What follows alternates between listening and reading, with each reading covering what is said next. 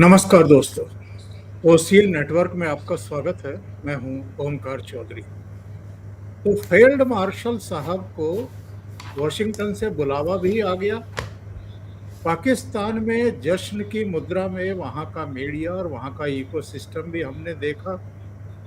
और केवल वही नहीं, नई दिल्ली में जो शुभ चिंतक बैठे उनके और मोदी जी के विरोधी बैठे हैं और हर मुद्दे पर मोदी जी को घेरने की ताक में रहते हैं, वो कांग्रेस पार्टी, उसके मीडिया विभाग के प्रभारी महासचिव जयराम रमेश ने तो इसको भारत की विदेश नीति का बहुत बड़ा फेलियर डिक्लेयर कर दिया था कि देखिए वॉशिंगटन जो है वो तो आसिम मुनीर को सैन्य परेड में बुला रहा है और हमारा देश कुछ नहीं कर पा रहा है मुंह ताकने के अलावा।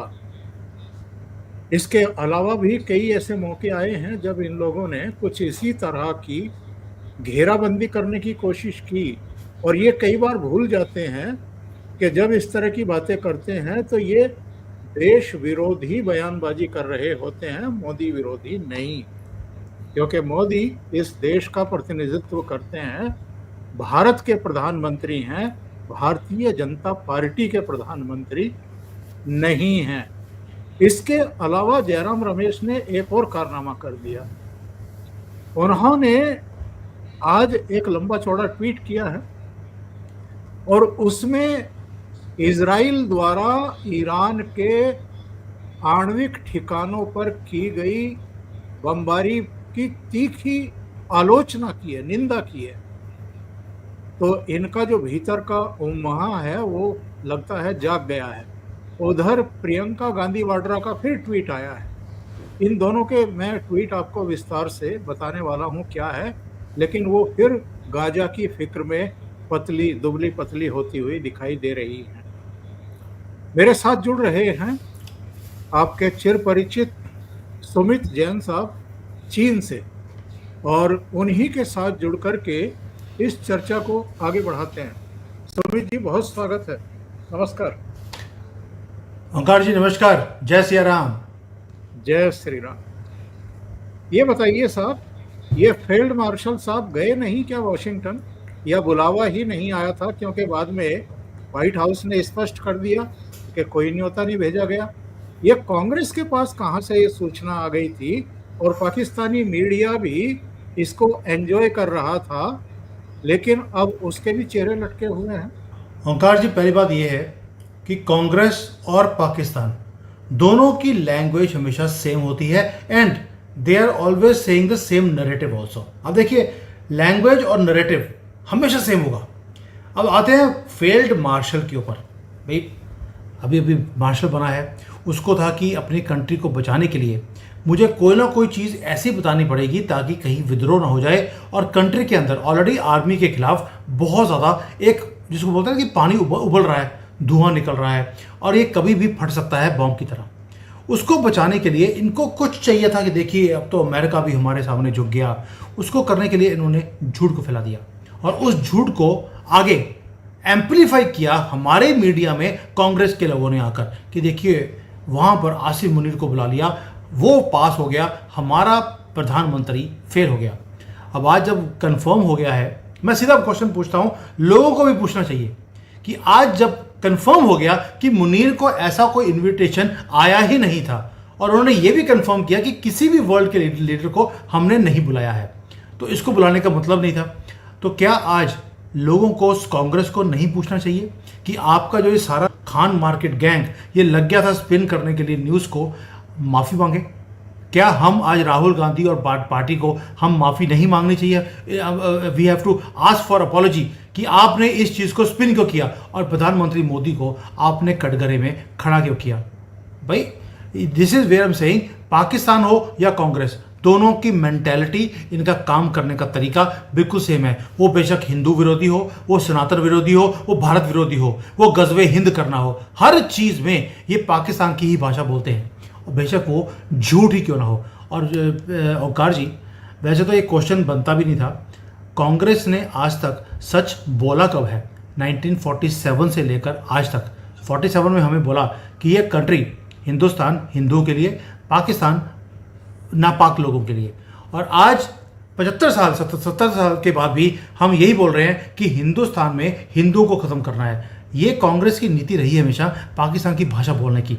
ये मेंटेलिटी तब तक ख़त्म नहीं होगी जब तक मोदी जी का सपना पूरा नहीं होता, कांग्रेस मुक्त भारत। ये जिस दिन सनातनी समझ आएंगे, हिंदू समझ आएंगे। मैं हिंदू और सनातनी को अलग करता हूँ। सनातनी वो है जिसको पता लग गया इसके कारनामे, हिंदू वो है जो आज भी सेक्युलर बनकर घूम रहा है और वही इसके इकोसिस्टम को, कांग्रेस के, उसको जीवित भी रखता है। तो सनातनी और हिंदुओं में फर्क है। जिस दिन सेक्युलर हिंदू ये समझ आएगा इस झूठ को, उस दिन हमारा ये देश कांग्रेस मुक्त भारत भी होगा और अभिशाप से हम बच भी जाएंगे। मैं अपने दर्शकों को बता दूं कि 3 दिन पहले जयराम रमेश का एक बयान आया था। इन्होंने कहा था कि कल भारतीय विदेश नीति और कूटनीति को 3 बड़े निर्विवाद झटके लगे। अमेरिकी सेंट्रल कमांड के जनरल ने बयान दिया कि पाकिस्तान आतंकवाद के खिलाफ एक अभूतपूर्व साझेदार है। अभूतपूर्व क्या है? फिर ये कहते हैं कि 2 मई 2011 को ओसामा बिन लादेन एबटाबाद में पाया गया और आप उस देश को अभूतपूर्व साझेदार कह रहे हैं। फिर ये कहते हैं कि इसलिए पहला झटका ये है कि अमेरिकी जनरल ने पाकिस्तान को क्लीन चिट दे दी। फिर ये कहते हैं कि जो अमेरिकी सेंट्रल कमांड के कमांडर हैं माइकल कुरिल्ला, उन्होंने ये कहा है कि पाकिस्तान इस समय सक्रिय आतंकवाद विरोधी लड़ाई में शामिल है और आतंकवाद विरोधी दुनिया में एक अभूतपूर्व साझेदार है। अब वहाँ का कोई जनरल क्या कह रहा है, उसको भारत की विदेश नीति का फेलियर बता रहे हैं जयराम रमेश। फिर आते हैं इनके दूसरे बयान पर। इन्होंने कहा कि असफल मार्शल आसिम मुनीर, जिन्होंने इस तरह के भड़काऊ बयान दिए, 2 राष्ट्र सिद्धांत, हिंदू मुसलमानों के बारे में बात की और फिर उनके बयान और 22 अप्रैल को पहलगाम में जो हुआ उसके बीच सीधा संबंध है। उसी आसिम मुनीर को 14 जून को अमेरिकी सेना दिवस पर अमेरिका जाने का विशेष निमंत्रण मिला है, जो समझ से परे है। ये बात समझ से परे है कि अमेरिका का कोई जनरल कोई बयान देता है और ये भारतीय विदेश नीति को कटघरे में खड़ा कर देते हैं। क्या मानसिकता है इसके पीछे? और एक झूठ के मुनीर को विशेष निमंत्रित किया गया है। देखिए ओंकार जी, कांग्रेस का एक बड़ा सिंपल ऑपरेशन करने का तरीका है। उन्हें भारतीयों की बेवकूफ़ी की नब्ज़ पता है कि भारतीयों की जो रिटेंशन मेमोरी है वो बहुत शॉर्ट होती है। भाई आप अयोध्या जी के मंदिर का शिलान्यास देख लीजिए, जिस दिन हुआ उस दिन जय सिया राम, अगले दिन बोलते हैं मोदी जी ने किया क्या है, यहाँ पे तो महंगाई बहुत ज़्यादा है। तो कांग्रेस को मालूम है कि लोगों की जो है रिटेंशन पावर है वो कुछ घंटों की है। तो अगर झूठ को फैला दिया जाए, पूरा इकोसिस्टम उनके साथ है, उनकी दुकानदारी चल जाएगी। उसके बाद अगर वो झूठ पकड़ा भी जाता है तब तक काम हो चुका होता है। वो झूठ हमने कर्नाटका के इलेक्शंस को जीतते हुए भी देखा हमने, जैसे उन्होंने उस वक्त झूठ फैलाए थे। हाँ, हमने हिमाचल हारते हुए देखा बीजेपी को उसी झूठों के सहारे। और झूठ था कि अदानी के ऊपर जो हंडबक की रिपोर्ट आई थी उसके बेसिस पर बीजेपी इन 2 स्टेट्स में हार गई थी। कि अगर अमेरिका के किसी जनरल ने कोई बयान दिया है उसके ऊपर ये पॉपकॉर्न की तरह उछलने लग गए। लेकिन जब हमारे तीनों chief army, navy and air force ने, जब तीनों ने बैठकर हमारे यहाँ पर प्रेस कॉन्फ्रेंसेस किए, पूरे देश को कैमरे के सामने विद प्रूफ दिखाया कि यहाँ जाकर हमने पाकिस्तान को घुस के ठोका है, बर्बाद किया उसको, और उसकी सैन्य शक्ति को, एयरफोर्स को हमने तबाह कर दिया 20% से ज़्यादा। तो उसके ऊपर उनके ऊपर क्वेश्चन मार्क लगाते हैं कि ये तो सिर्फ वीडियो गेम थी, ये तो एक्चुअल है ही नहीं। यही मानसिकता है कि हमारे कंट्री की प्रधानमंत्री, फॉरेन मंत्री या हमारी आर्म फोर्सेस कोई भी हो, उसको कटघरे में खड़ा करो और उनको, दुनिया को ये दिखाओ या भारत को, लोगों को ये दिखाओ कि भाई हमारा प्रधानमंत्री वीक है। इनकी हर स्टेटमेंट में होता है सरेंडर कर गया, प्रधानमंत्री मोदी वीक है, सूट बूट की सरकार है, ये तो अदानी के साथ जुड़े हुए हैं, ये कुछ नहीं कर सकते, इनको हटाइए। वो कभी पाकिस्तान को बोलते हैं, कभी भारत के लोगों को बोलते हैं इनको हटाइए, और जिनको बोलते हैं हटाने के लिए उन्होंने सबने मिलकर कांग्रेस को ही हटा दिया है। तो इनका जो ऑपरेशन करने का तरीका है, अपने कंट्री को गालियाँ निकालते रहो और दूसरों की बढ़ाइयाँ करते रहो, सिर्फ क्योंकि उसी से इनकी दुकानदारी चलती है। वो भी रीज़न है। कांग्रेस का आज वोटर बेस वो है कौन? वही जिहादी और कुछ सेकुलर हिंदू। इसके अलावा कोई भी इनको बर्दाश्त भी करता नहीं है, इंक्लूडिंग कांग्रेस फैमिली, ये गांधी फैमिली।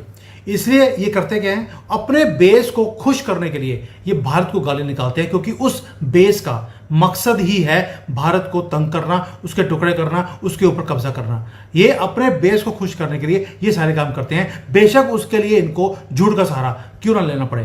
तो ये जो कर रहे हैं ये सिर्फ अपने बेस के लिए, कि उनका भी मकसद और कांग्रेस का भी मकसद वही है, हिंदुओं को गाली निकालो, सनातन को निकालो और इस देश को निकालो, नथिंग अदरवाइज। इतनी बड़ी पार्टी, इतनी पुरानी पार्टी, उसका प्रवक्ता ऐसे ट्वीट करे और ऐसी भाषा यूज़ करे मोदी जी के लिए, जो कि प्रधानमंत्री, जैसे अपने ओपनिंग कमेंट में बोला, प्रधानमंत्री वो देश के हैं, बीजेपी की नहीं। उनके लिए, हमारे विदेश मंत्री के लिए राहुल गांधी ने भी पहले गाली निकाली हैं कि इनको तो विदेश नीति के बारे में पता ही नहीं है। और भाई राहुल गांधी, जिसको अपना नाम भी प्रॉपरली लिखना नहीं आता, वो जयशंकर जी को बोल रहा है कि उनको विदेश नीति के बारे में पता नहीं है। और सबसे ज़्यादा हैरानी की बात मुझे तब हुई जब उन्होंने ये बोला कि ये जो हमारे जयशंकर जी हैं उनको चाइना के बारे में कुछ नहीं पता, जबकि जो हमारे विदेश मंत्री हैं वो चाइना में राजदूत बनकर गए हैं, और मैं उनको मिला भी था जब यहाँ पर वो राजदूत थे। और राहुल गांधी क्या बोलता है, आपको चाइना के बारे में नहीं पता। आज चलिए, आज हम पूछ लेते हैं राहुल गांधी, आप जो यहाँ पर आकर इतने एग्रीमेंट्स कर आते हैं, आपको लगता है कि आप चाइना को बहुत अच्छी तरह से समझते हैं? तो प्लीज़ आप ही हमें समझा दीजिए कि चाइना क्या चीज़ है, क्योंकि हमें तो समझ नहीं है, आपको क्योंकि अंदर की बातें सारी पता होती है चाइना की, आप बता दीजिए। तो ये जो हाल है, जब तक हमारे लोग, हमारे जो सनातनी हैं, बार बार इनके ऊपर ट्वीट्स नहीं करेंगे, जिस तरह से ये हमारी वीडियोस के ऊपर स्ट्राइक्स लगवाते हैं, हमारी आवाज़ को दबाने की कोशिश करते हैं, जब तक हम यही भाषा इनके साथ बार बार यूज़ नहीं करेंगे, इनको ट्वीट्स में कटघरे में नहीं खड़ा करेंगे, तब तक ये बातें नहीं रुकने वाली है। ओंकार जी, ये नेशनलिस्ट जो लोग हैं इनको उठना ही पड़ेगा, हमारे पास और कोई चॉइस नहीं है। ये अपना काम करते रहेंगे, हमें अपना काम करना है। Today you are asking me कि जयराम जी ने ये सारे ट्वीट किए, वो वही कर रहे हैं जो उनको करना है, बस गलती एक ही है, हमारे लोग वो काम नहीं कर रहे, उसी भाषा में इनको जवाब नहीं दे रहे जो हमें करना चाहिए। राहुल गांधी को शायद पता होगा कि 1962 में नेहरू भी नहीं समझ पाए थे चीन को, और उसका नतीजा क्या हुआ था वो सबको पता है। तो एक और डेवलपमेंट है, उस पर आएंगे। आज ईरान ने लगभग घुटने टेक दिए हैं और उसने कहा है कि अगर इजराइल हम पर आक्रमण बंद कर दे तो हम भी तुरंत बंद कर देंगे। यानी 3 दिन की कार्रवाई में ही 138 लोग मारे जाने के बाद, और जो अभी ताज़ा हाइफा में अटैक हुआ, जो उनके गैस भंडार को निशाना बनाया और जो धूल धूल जल करके वो पूरी दुनिया में लपटें दिखाई दे रही हैं, इसके बाद ईरान की समझ में आ गया है कि कुछ ही दिन में इजराइल उसको बर्बाद करके रख देगा। और जो इजराइल के प्रधानमंत्री बेंजामिन नेतान्याहू ने कहा है कि हम तेहरान को जलाकर राख कर देंगे, गाजा पट्टी बना देंगे, अब उसकी समझ में आ गया है कि वो ऐसे ही नहीं कह रहा है, वो पूरी तैयारी से आया है। इसलिए वो कतर से, दूसरे देशों से ये अब रिक्वेस्ट कर रहा है एक अलग चैनल के माध्यम से कि साहब इजराइल को मनाइए बातचीत के लिए। उधर आज एक डेवलपमेंट ये भी हुआ है कि पुतिन और डोनाल्ड ट्रंप के बीच में करीब 40 मिनट की बातचीत हुई है, और ये माना जा रहा है कि ट्रंप से पुतिन ने कहा है कि ये संघर्ष रुकवाइए, यानी ईरान और इजराइल का। ये तो हुई एक बात। दूसरे, जयराम रमेश जी का इस पर भी एक बड़ा दिलचस्प ट्वीट है। लिखते हैं, भारतीय राष्ट्रीय कांग्रेस स्पष्ट रूप से ईरानी धरती पर इजराइल द्वारा हाल में किए गए बम विस्फोटों और लक्षित हत्याओं की निंदा करती है, जो गंभीर क्षेत्रीय और वैश्विक परिणामों के साथ एक खतरनाक वृद्धि का प्रतिनिधित्व करते हैं। ईरान की संप्रभुता पर यह हमला और उसके अधिकारों का अतिक्रमण, चाहे हवाई हमलों के माध्यम से हो या गुप्त हत्याओं के माध्यम से, केवल अस्थिरता को बढ़ाता है और आगे के संघर्ष के बीज बोता है। और इसमें फिर आगे चल कर के ये भारत सरकार को भी घेरने की कोशिश करते हैं, लेकिन इस ट्वीट से कांग्रेस पार्टी खुद घिर गई है, क्योंकि एससीओ का जो एक निंदा प्रस्ताव आया था इजराइल के खिलाफ, उससे हमने अपने आप को अलग किया, क्योंकि इजराइल हमेशा भारत के साथ खड़ा रहा संकट के समय, जबकि ईरान ने कभी हम पर हुए आक्रमणों की निंदा तक नहीं की, साथ खड़े होने की तो बात ही छोड़ दीजिए। तो ऐसे ईरान के साथ कांग्रेस की हमदर्दी है। सर, 2-3 चीज़ें हैं जो आपने कवर करी हैं, मैं सबको एक एक करके कवर करता हूं। पहला है, आपने बोला कि ईरान ने सरेंडर कर दिया। देखिए, इजराइल की जो नेतन्याहू हैं, मैं हमेशा ये वर्ड यूज़ करता हूँ, नेतन्याहू वो हैं जो याहू बोलते हैं और एक आधा बॉम्ब फेंक देते हैं, कभी गाज़ा पे, कभी ईरान पे, और कभी अभी तो एक न्यूज़ भी आई थी कि शायद पाकिस्तान के ऊपर भी फेंकने वाले हैं, उसके ऊपर बाद में आते हैं। लेकिन नेतन्याहू वो आदमी है जो नेशनलिस्ट हैं, और इनकी जो दोस्ती है वो बहुत ज़्यादा घनिष्ठ दोस्ती है मोदी जी के साथ। मैंने आज ही सुबह एक वीडियो बनाया इसके ऊपर कि अगर आप कंपैरेल्स देखें तो जो रशिया का और यूक्रेन का वॉर है, इजराइल का ईरान का वॉर है, और भारत का पाकिस्तान के वॉर है, इसके अंदर बहुत चीज़ें ऐसी हैं जो कॉमन है। वो कॉमननेस जो है उसके ऊपर बात नहीं करते, लेकिन मोदी जी ने भी 3 दिनों में विराम दे दिया युद्ध का, और मोदी जी की नेतन्याहू से बात भी हुआ था कि ये युद्ध को लंबा खिंचवाने के लिए चाइना भी उतारू है, रशिया भी उतारू है, और अमेरिका तो चाहता है कि युद्ध ये लंबा चले ताकि ईरान को बर्बाद किया जाए और कंधे पे गोली रखी जाएगी इजराइल के। वैसे ही जैसे भारत और पाकिस्तान के युद्ध के बीच में IMF के पैसे दिए जाते हैं कि तुम इससे हथियार खरीदो और लंबा युद्ध लड़ो, मोदी जी ने बोला तुम्हारा मकसद एक ही है कि तुम्हारा था कि वहाँ पर ईरान न्यूक्लियर बॉम्ब्स को क्रिएट ना कर सके। तुमने न्यूक्लियर फैसिलिटीज को ऑलरेडी ख़त्म कर दिया है, 1-2 लॉसेस ले लो अपने कंट्री में, ताकि ईरान को जो लीडरशिप है उनको फेस सेविंग मिल जाए अपने लोगों के सामने कि देखिए हाइफा पोर्ट हमने जला दिया, हमने एक बिल्डिंग उड़ा दी, हमने 2 लोगों को मार दिया, तो वहाँ पे भगड़े पड़ेंगे। आपका मकसद था इनका न्यूक्लियर फैसिलिटी ख़त्म करना, उनका मकसद आपके लोगों को ख़त्म करना है, उनको भगड़े डालने दीजिए, आपके भगड़े हो गए। यही काम हमने पाकिस्तान के साथ भी किया था। तो पॉलिसी वही है जो मोदी जी ने करी थी। इसीलिए आज जो ईरान बोल रहा है, हम सरेंडर बोल सकते हैं या बोल सकते हैं उन्होंने बोल दिया कि भैया बहुत हो गया, जो हमने करना था आपके लोगों को मारना था हमने मार दिया, हमारा मकसद पूरा हो गया, आप भी अपने घर बैठिए, मैं भी अपने घर में बैठता हूँ। And this is exactly what is going to happen. आपके शो से 2 घंटे पहले मैंने एक और शो किया किसी के साथ, वहाँ पर भी मुझे यही क्वेश्चन पूछा गया कि what is going to happen in the future. मेरा आंसर वही था जो मैं दोबारा दे रहा हूँ, लंबा युद्ध नहीं चलेगा। मोदी जी ने सबको समझा दिया है एक चीज़, आपको फंसाया जा रहा है, फंसने की ज़रूरत नहीं है, अपना काम करो और अपने घर को सेफ रखो। पहली बात तो ये।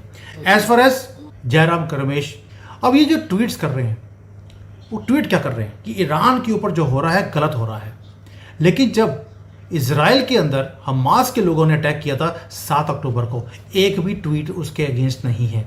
जब बांग्लादेश में, पाकिस्तान में जो हिंदू हैं उनके ऊपर काम होता है, कोई भी एट्रॉसिटीज होती हैं, उनको कन्वर्ट किया जाता है, बच्चियों को उठा के ले जाते हैं, तब इनके मुंह से एक भी ट्वीट नहीं निकलता है। वो ओपनली आपको बता रहे हैं कि उनको सिर्फ और सिर्फ एक ही कम्युनिटी है पूरी दुनिया में जिससे प्यार है, और हमारे सेकुलर हिंदू आज भी इनके प्यार में पागल होते जा रहे हैं। जिस दिन सेकुलर हिंदू समझ आएगा, इनके ट्वीट्स को पढ़ लीजिए। मैं आपके माध्यम से ये सेकुलर हिंदुओं को बार बार जगाने की कोशिश कर रहा हूँ, जाके देखिए इनके ट्वीट्स, इनकी मेंटालिटी, इनका ऑपरेशन करने का तरीका, और किस तरह से पाकिस्तान की तारीफें और भारत की निंदा ये हर प्लेटफॉर्म पे, हर जगह पर ये हर रोज करते हैं। जागिए और अपने कंट्री को बचाइए। नेतन्याहू अपने कंट्री को बचा रहे हैं, उसका रीज़न है एक, उनका एक एक आदमी उनके कंट्री के साथ खड़ा है, अपने प्रधानमंत्री के साथ खड़ा है। उनके डिफरेंसेस हो सकते हैं नेतन्याहू के साथ, लेकिन वो निंदा नहीं करते युद्ध के टाइम पर। वो कांग्रेसी नहीं है, वो सेकुलर हिंदू वहाँ पर एक भी नहीं है। इसीलिए वो दुनिया भर में उनका डंका बजता है। हमारे हथियारों ने जो हालत की है, चाइना के हथियारों की, अमेरिका के, तुर्की के और पाकिस्तान के, आपके सामने है। लेकिन उसके बाद भी हमारे ही लोग हमारे प्रधानमंत्री को, हमारी आर्म फोर्सेस को कटघरे में खड़ा कर रहे हैं। आपको ऐसे इजराइल में नहीं मिलेंगे। इसीलिए इजराइल आज दुनिया को डरा के रखता है और भारत में हमारी गवर्नमेंट जस्टिफिकेशन देती फिरती है। This difference is because of our own people. और आखिर में प्रियंका गांधी वाड्रा का ट्वीट, ये लिखती हैं, ये शर्मनाक और निराशाजनक है कि हमारी सरकार ने गाजा में नागरिकों की सुरक्षा और कानूनी और मानवीय दायित्वों को पूरा करने के लिए संयुक्त राष्ट्र के प्रस्ताव पर विचार न करने का फैसला किया। 60,000 लोग, जिनमें ज्यादातर महिलाएं और बच्चे हैं, पहले ही मारे जा चुके हैं। एक पूरी आबादी को बंधक बनाकर भूख से मारा जा रहा है और हम कोई कदम उठाने से इनकार कर रहे हैं। ये हमारी उपनिवेशवाद विरोधी विरासत का दुखद उलटफेर है। वास्तव में हम न केवल नेतान्याहू द्वारा पूरे देश को नष्ट किए जाने पर चुप खड़े हैं, बल्कि हम उनकी सरकार द्वारा ईरान पर हमला किए जाने और उसकी संप्रभुता का घोर उल्लंघन करते हुए उसके नेतृत्व की हत्या किए जाने पर भी खुशी मना रहे हैं और सभी अंतर्राष्ट्रीय मानदंडों का पूरी तरह उल्लंघन कर रहे हैं। वैसे तो ये लंबा ट्वीट है, मैं उसको ज़्यादा पढ़ूंगा नहीं। ओंकार जी, सुब्रमण्यम स्वामी जी जो हमारे एमपी भी हैं, मेरे बहुत ही अच्छे घनिष्ठ मित्र रहे हैं और मेरे घर में उनका आना जाना रहता था जब मैं दिल्ली में रहता था। उन्होंने मुझे एक चीज़ बताई थी कि एक बार नहीं, कई बार ऐसा हुआ है कि जो हमारी कांग्रेस की गवर्नमेंट थी वो खुद मैसेज भिजवाती थी पैलेस्टीन के अंदर कि हम आपके साथ खड़े हैं, आपको पैसे चाहिए, हम आपको देने को तैयार हैं। रीज़न, वो मुस्लिम्स हैं और वो इजरायलियों को ख़त्म करना चाहते हैं। कांग्रेस की ये ओपन पॉलिसी रही है कि उन्होंने इजराइल के साथ कभी भी हमारे रिलेशंस को क्रिएट नहीं होने दिया। ये तो 2014 में जब मोदी जी आए, उन्होंने इजराइल के साथ हमारे रिलेशंस को ठीक रखा।